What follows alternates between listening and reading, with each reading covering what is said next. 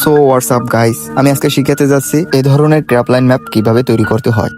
তো ভিডিওটি শুরু করার আগে ভিডিওটিতে একটি করে লাইক করে দাও, এবং যদি ভিডিওটি তোমাদের কাছে ভালো লেগে থাকে তাহলে তোমাদের ফ্রেন্ডের কাছে শেয়ার করে দিও। তো আর কোনো কথা না বাড়িয়ে চলো ভিডিওটি শুরু করা যাক।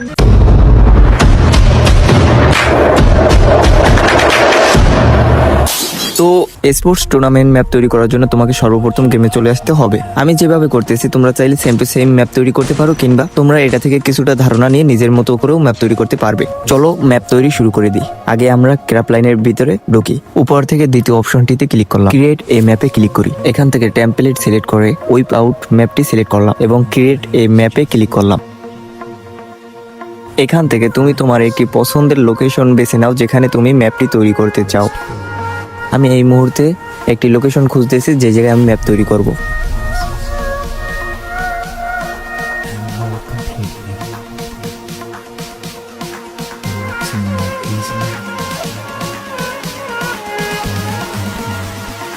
তো আমি কিন্তু এই স্থানটা বেছে নিলাম।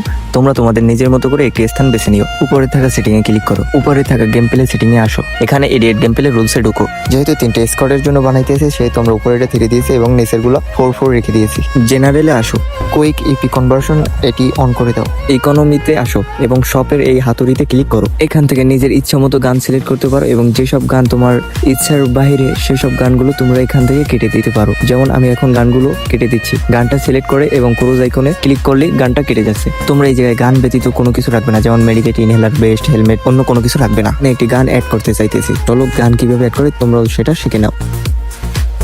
পাশ দিয়ে গান কেনার কয়েনটা 0 করে দিও। এটা ওকেতে টিপ দিয়ে সেভ করে নাও। এখান থেকে বের হয়ে আসো এবং এখানেও তোমরা সেভ করে দাও। এখানে মোর অপশনে ক্লিক করো। এখানে ব্লক স্ক্রিপ্টে ক্লিক করো।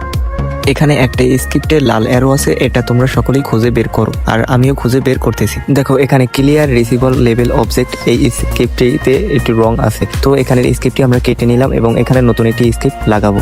এখানে আমরা সার্চ দেব রিমুভ। আমাদের এই স্ক্রিপ্টটি প্রয়োজন রিমুভ রিমিক্স ট্যাব। তো এখন এই স্ক্রিপ্টের সবগুলো একসাথে করি।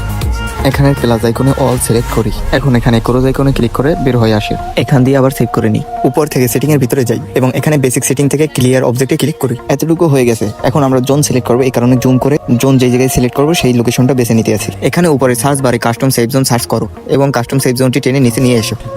এখানের সেভ জোনটি তোমরা তোমাদের নিজের মতো করে সেভ করে নাও। আমি আমার মতো করে সেভ করে নিচ্ছি। জোনের এই জায়গায় কিন্তু তোমরা 2টি অপশন দেখতে পাচ্ছ। এই 2টার ভিতরে যেটা লম্বা আছে বা যেটা হোয়াইট জোন মানে সাদা জোন, ওইটাকে তোমরা সিলেক্ট করবে এবং এইটা প্রপার্টির ভিতরে ঢুকবে।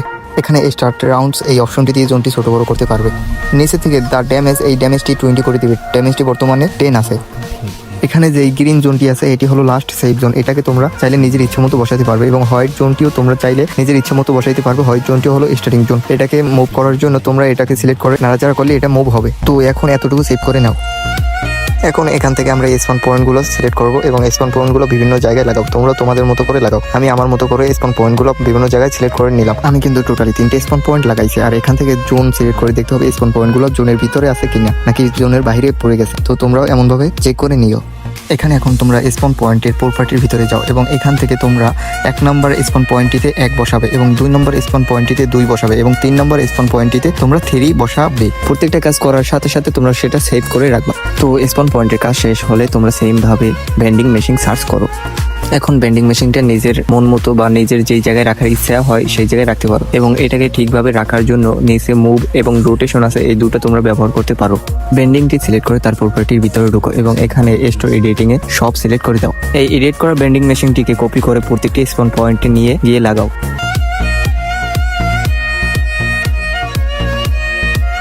এতটুকু হয়ে গেলে তুমি এখন বেসিক সেটিং এর ভিতরে আসো। এই পাশ দিয়ে গ্লোবাল স্ক্রিপ্টের ভিতরে ঢুকো। এখানে জুম করে এই অপশন দুইটি খোঁজো। এখানের প্রথম অপশনটিতে আমরা হোয়াইট জোন মানে স্টার্টিং জোনটি সিলেক্ট করব। এখান থেকে পাশে টিক বাটনে ক্লিক করে দাও এবং দ্বিতীয় অপশনটিতে আমরা গ্রিন জোন মানে রাউন্ড শেষের যে জোনটা থাকে ওই জোনটি আমরা সিলেক্ট করব। এখন তোমরা এই স্ক্রিপ্টে খোঁজো। যেহেতু আমরা ম্যাপের ভিতরে 3টে স্পন পয়েন্ট বসাইছি সেহেতু আমরা এখান থেকে একটি স্ক্রিপ্ট কেটে দেব। আমাদের এখানে টোটাল 3টে স্ক্রিপ্ট থাকলেই হবে। তো চলো এই স্ক্রিপ্টগুলোর ভিতরে আমরা স্পন পয়েন্টগুলো সিলেক্ট করে আসি। এখানে আমরা একম স্ক্রিপ্টের সাথে 1 নাম্বার স্পন পয়েন্টটি যোগ করব এবং দ্বিতীয় স্ক্রিপ্টের সাথে 2 নাম্বার অপশনটি আমরা যোগ করব। এই সেম ভাবে 3 নাম্বার স্পন পয়েন্টের সাথে 3 নাম্বার স্ক্রিপ্টটি যোগ করব। এখানে উপর থেকে প্লেয়ার স্ক্রিপ্টে প্রবেশ করো। এখান থেকে এই অপশনটুকু খুঁজো এবং এটাকে সম্পূর্ণভাবে সিলেক্ট করে ডিলিট করে দাও। এখান থেকে নিচের স্ক্রিপ্টটি ডিলিট করে দাও। এখান থেকে এই বড় টোটাল স্ক্রিপ্টটি টেনে নিচের একটা খালি জায়গায় নিয়ে আসো।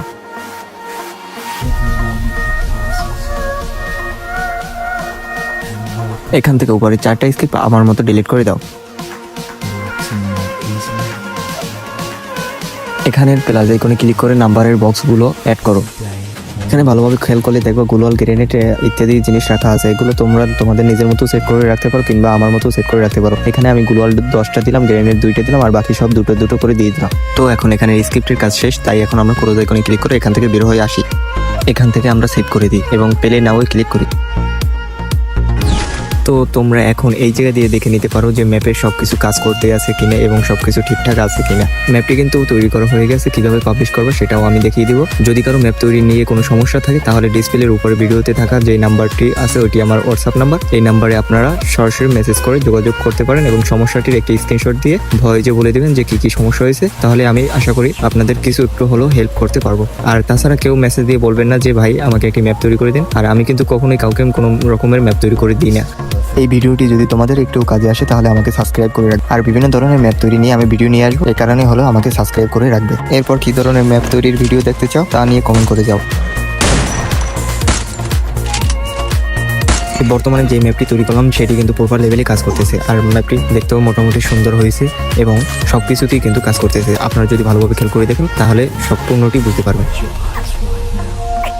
চলো এখানে পাবলিশ কিভাবে করতে হয় এবং কি সেট করে রাখতে হয় এগুলো কিন্তু আমি আগে থাকতে সেট করে নিয়েছি এবং তোমাদের জন্য একটা স্ক্রিন রেকর্ড করে এটাকে মিলিয়ে নিয়েছি। এখন তোমরা এটার সাথে মিল রেখে রেখে সবগুলো সেট করে দিও।